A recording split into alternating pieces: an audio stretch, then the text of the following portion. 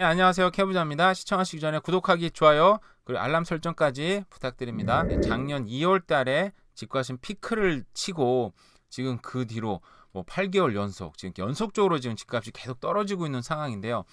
그때 작년에 많은 분들이 야, 집값이 내가 내리면 사겠다. 호언장담 하시는 분들이 댓글에도 많이 있었고 주변에도 많이 있었습니다.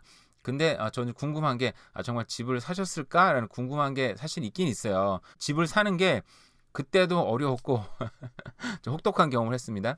그리고 지금도 그때도 어렵고 지금도 어렵고 앞으로도 쉽지는 않을 예정이기 때문인 거예요. 근데 거기에 대한 실질적인 내용이 기사로 나왔습니다. 부동산 밴쿠버에 나온 기사인데요. 자, 집값이 내렸다고 대출이자는 더 뛰었다. 금리 인상에 모기지 대출 문턱이 높아졌다라는 기사예요.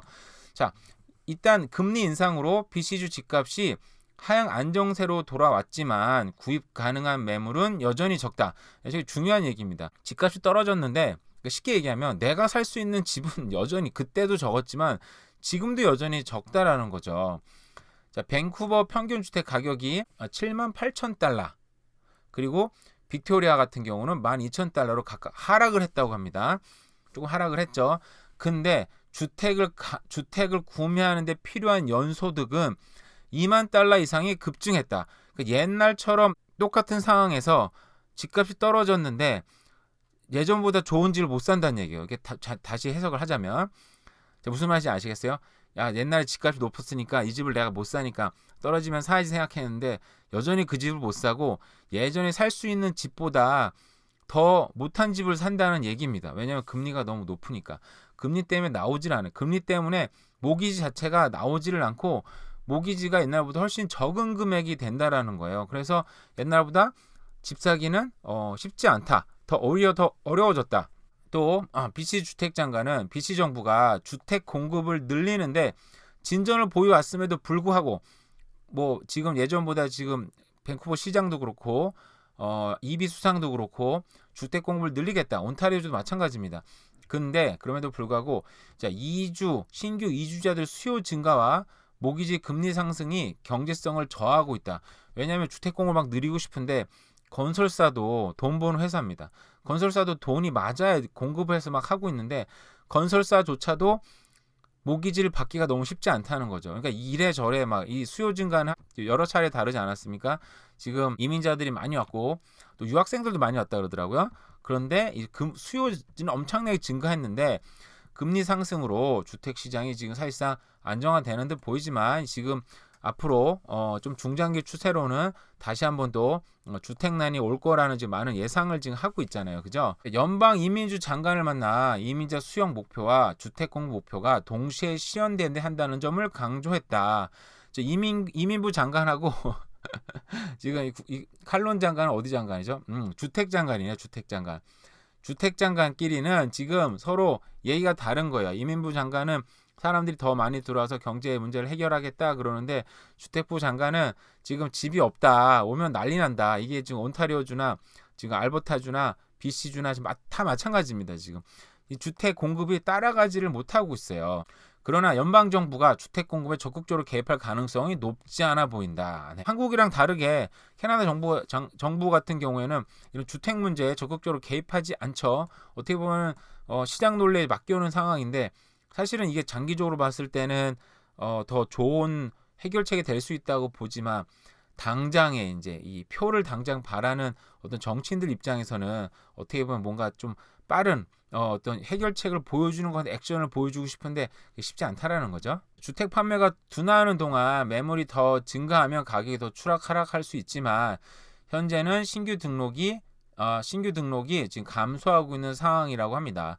그래서 BC 정부는 올해 올봄 이내로 어떤 주택문 해결은 계획을 공개하겠다. 이건 쉽습니다. 쉬운 일이에요. 전략 계획을 만들어서 공개하겠다. 공개는 쉽죠. 만드는 것도 어렵진 않습니다. 근데 저걸 정말 실현해 나는가는 정말 어려운 문제고요. 그리고 여기 중간에 나왔던 이게 레이트 허브라는 곳에서 이제 여러 가지 이런 자료를 분석을 했는데 레이트 허브 같은 경우는요. 정말 여러분들이 집을 살려고 준비하시는 분들은 매일 들어가서 보셔야 되는 곳입니다. 여기 보면은 자, 이 사이트가 제일 잘 돼 있어요. 뭐 많은 사이트들이 다 잘 돼 있긴 하지만 제가 볼 때는 이 사이트가 가장 좀 여러 가지 비교 분석할 수 있게 편하게 돼 있는데, 예를 들어서 내 에스킹 프라이스를 50만 불 넣을까요? 50만 불을 넣었다. 그러면은 로케이션은 뭐 썰이라고 할게요. 그럼 다운페이를 5% 시나리오를 많이 넣을 수 있습니다. 딴 데는 일일이 다 고쳐야 되는데 여기는 시나리오를 한 방에 할 수 있어요. 5%, 10%, 15%, 20% 했을 때 내가 그러면 얼마를 내야 되나? 당연히 20% 미만은 인슈런스가 들어가죠. 그 5%만 냈을 때 굉장히 적은 금액으로 어떻게 보면 집을 살 수가 있습니다. 하지만 인슈런스를 사야 돼요. 19,000불짜리. 19,000불을 날리는 거죠. 근데 19,000불을 더하면 25,000불에서 그러면 사실상 뭐 44,000불이네요. 그죠? 그러면은 좀 아까운 게 있잖아요. 근데 어차피 모기지로 나가기 때문에 내 집을 19,000불 손해보더라도 내 집을 진짜 빨리 사야 돼 하는 사람들은 이렇게라도 살 수 있는 겁니다. 근데 그렇게 되면 모기지 페이먼트가 엄청나게 올라가겠죠. 쉽지 않습니다. 10% 어떻게 만들었다. 10%에도 모기지를 삽니다. 좀 적은 금액으로 사네요. 13,950불. 그래서 토탈 모기지, 근데 이게 체감적으로 느껴지지 않는 건 모기지를 받을 때 한꺼번에 받습니다. 특히나 저걸 이제 뭐 줘서 렌트를 준다. 그런 테너트가 갚기 때문에 더 체감될 수는 없는 거죠. 근데 어쨌든 이런 게 있습니다. 15%를 냈다. 그러면 또 모기지 인슈런스를 11,900불짜리를 내야 됩니다. 근데 이거 인슈런스는 나를 보호해주는 인슈런스가 아니고요. 저 이제 렌더를 보호해주는 인슈런스인 거예요. 그러니까 렌더가 얘가 지금 다운페이를 20%못 내니까 조금 위험하네. 그래서 렌더를 보호하는 인슈런스예요. 저를 보호하는 인슈런스가 아닙니다. 그러니까 오해가 있을 수 있어요. 저도 저런 걸 좀 오해를 했었었는데 어쨌든 뭐 이래도 렌트비가 꽤 비쌉니다. 2,440불이네요. 꽤 비쌉니다. 근데 어쨌든 20%를 다 내면 모기지 인슈런스가 안 들어가니까 그래서 좋은 부분이 있죠. 그래서 렌트비도 떨어집니다. 근데 20%를 내면 다 내면 좋은 게 이걸 30년으로 고칠 수가 있습니다. 원래 20%안 내면요 25년밖에 안 돼요. 이거 고칠 수 있긴 있는데 보세요. 안 된다고 딱 뜨죠. 그래서 무조건 25년으로 맞춰내야 됩니다. 그러니까 어쨌든 20%를 만들어내는 게 뭐 모기지 인슈런 내지도 않고 30년 동안 상환할 수 있으니까 오래 상환을 해야 당장 내는 금액이 좀 적어지니까 아무래도 조금 좋을 수는 있겠죠. 30년으로 해서 모기지가 좀 올라갔습니다. 어쨌든 그래도 2,100불대로 모기지를 낮췄으니까 저 정도면 웬만하면은 렌트비보다 지금 싼 상황이 아닌가요? 그죠? 근데 여기에서 뭐 여러 가지 프라벤셜 텍스를 얼마가 낼 것인가, 레이트는 얼마나 낼 것인가 뭐 쭉 나옵니다. 그래서 이런 거는 정말 여러분들이 집을 사시는 분들은 여기 와 저도 정말 거의 매일 같이 와가지고 이거 얼마 주면 살 수 있나 막 연구하고 그랬었는데 연구까지는 공부를 하고 그랬었는데 여러분들 이런 집을 사시는 분들 여기 와가지고 매일매일 보시면 좋고요. 그리고 또 레이트 오브 다스에는 지금 현재 모기지 가장 좋은 레이트를 받을 수 있는 게 대략 나와 있습니다. 물론 이거는 모기지 브로커한테 전화를 해서 얘기하면 조금 다를 수 있는데요. 그 대체적으로 이 정도를 받으면은 잘 받는 거겠구나. 그런지 어느 정도 그런 인식은 있어야 되잖아요. 그죠? 여기는 이제 제2금융권 정도 되는 은행들입니다. 보면 뱅크 오브 몬트리올도 있네요. 뱅크 오브 몬트리올 아니고 뭐 제잘딘스, 뭐 캐나디안 랜더스 이런 것들은 쉽게 말해 제2금융권들이고요. 그 베스트 뱅크 레이트는 우리가 아는 이제 유명 은행들 메이저 뱅크들이 나와 있습니다. 보면은 뭐 뱅크 몬트리올 5.7%, CIBC가 5.04%, 굉장히 제일 좋네요. 그죠? 하여간 여기에 보시면 많은 것들이 정보가 정말 잘 나와 있으니까 또 더 많이 볼 수 있어요. 더 많이 보시면 TD뱅크는 6.04 제일 높네요. 이렇게 높지 쟤네들은. 어쨌든 여러 가지 나와 있으니까 레이트 허브에 맨날 오셔가지고 여기서 내가 집을 살 때는 어떻게 살 것인가 이런 걸 맨날 연구하시면 좀 도움이 됩니다. 그리고 제가 작년에 몇 번 얘기했었는데 러시아 우크라이나 전쟁이 이제 좀 점점 어떤 종전으로 갈 것 같다 얘기 몇 번 했잖아요. 근데 이게 지금 시간이 많이 끌리긴 하고 있는데 한국 전쟁도 우리가 흔히 3년 전쟁을 알고 있는데 실제로 우리가 알고 있는 전쟁은 초반 1년이 안 됩니다. 그 뒤로는 계속 고지전 같은 이제 국소 전쟁이 굉장히 치열하게 있었었고요. 그 임진왜란도 우리가 8년 전쟁 막 얘기를 하지만 실제 전쟁은 초기 1년 동안 전쟁했고 그리고 이순신 장군이 마지막에 왜군들을 물리쳤던 마지막에도 최후의 막판 몇 개월. 그러니까 그 사이에는 그냥 서로 간에 지역을 장악하고 어떻게 보면 공방전을 벌치는 소강 상태가 계속 이어지고 있는데 러시아 우크라이나 전쟁도 지금 뭐 이미 그런 상태로 들어갔고요. 그래서 제가 지금 점점 더 종전 임박하는구나. 물론 전문가들은 몇 년 더 갈 거야라고 얘기는 하지만 제가 그냥 저는 비전문가입니다. 어쨌든 나오는 기사로만 봤을 때 이런 일이 있었습니다. 세계에서 가장 큰 건설 현장이 될 것, 각국 눈독 들이는 지역은 네, 이게 왜 이 무슨 얘기냐면요. 지금 러시아 우크라이나 전쟁이 끝나기 전에 지금 우크라이나 완전히 초토화됐잖아요. 그러니까 당연히 거기에 전쟁이 끝나면 이 주택이나 학교, 공장, 도로, 철도 이런 인프라를 좀 재건축해 도시를 새로 만들어야 되고 나라를 새로 만들어야 되는 입장이잖아요. 그럼 뭐 하겠습니까? 당연히 건설사에 들어가서 세계 열강들이 건설사에 들어가서 돈을 수주를 받고 따서 돈을 벌겠죠. 그럼 이웃 국가인 폴란드 바르샤바에서는 우크라이나 재건을 위한 박람회가 22개국이 넘는 300개가 넘는 기업이 참가 열기가 뜨거웠다고 합니다.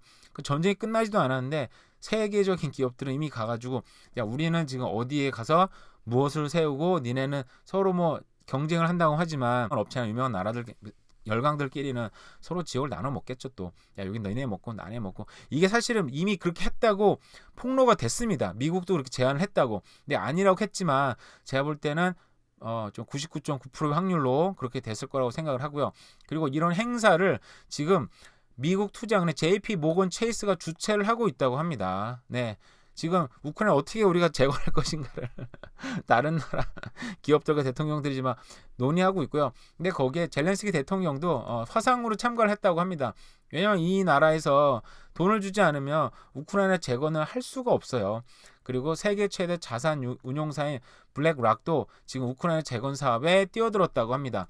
이렇게 지금 여러 나라에서 우크라이나 우리가 이렇게 재건할게, 이렇게 저걸 해볼게, 우리 이렇게 잘 만들어줄게, 돈을 많이 줘, 막 하고 있다 보니까 깜짝 놀란 바이든도 어떻게 했습니까?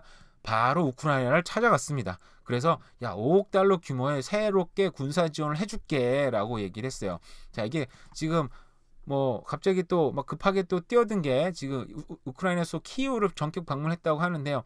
저기서 대통령이 갔을 때 뒤에서 무슨 얘기 했겠어요. 지금 한쪽에서는 JP 모건 체이스 미국 기업이죠. 모건 체이스가 우리는 어떻게 건축할까만 얘기했을 때 바이든 대통령 같이 갔던 참모들은 당연히 야 미국한테 가장 많은 지역을 줘.